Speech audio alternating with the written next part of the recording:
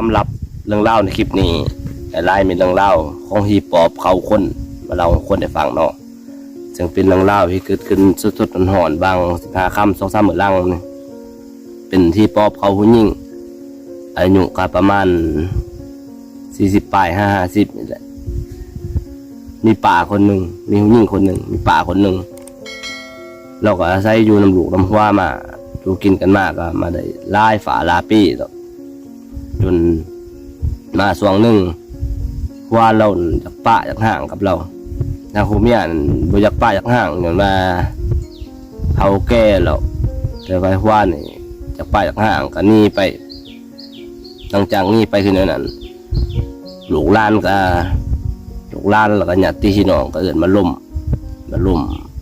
ดมทั้งคืนหากันบ่อยากให้ป้าห่างอย่างว่าเฮาแก่แล้วบ่อยากให้เป็นห่างเป็นไม้เวลาแก่เฮาแก่แต่ห่างไฟหัวนี่จะได้ก็บ่ยอมคืนคือว่าเฮาจุดอิ่มตัวเบื่อเลยยังก็บ่ฮู้เนาะห่างไฟหัวนี่100%ไม่เห็นบ่คืนหาเมียคนนี้หรอกเห็นว่าเห็นเอาได้ก็บ่คืนก็เลยนี่ไปเลยพอนี้ไปคืนนั้นทางฝ่ายเมียทางหูเมียอีกอะโศกเศร้าเงาเจอเป็นโรคซึมเศร้า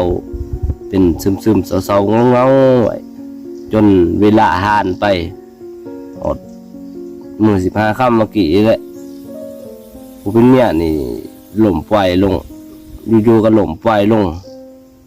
ทางลูกหลานนี่ก็เลยไปหาหมอไปห้องหมอก็เก็บเครื่องเก็บของเอาเครื่องมายังใส่เป๋ใส่ห้องหมดแล้วแต่มาเจอมาเบิ่งกิจกรรมของแม่แปลกเปลี่ยนไปแบบบ่คือคนป่วยเป็นทายาทเป็นนั่งนี่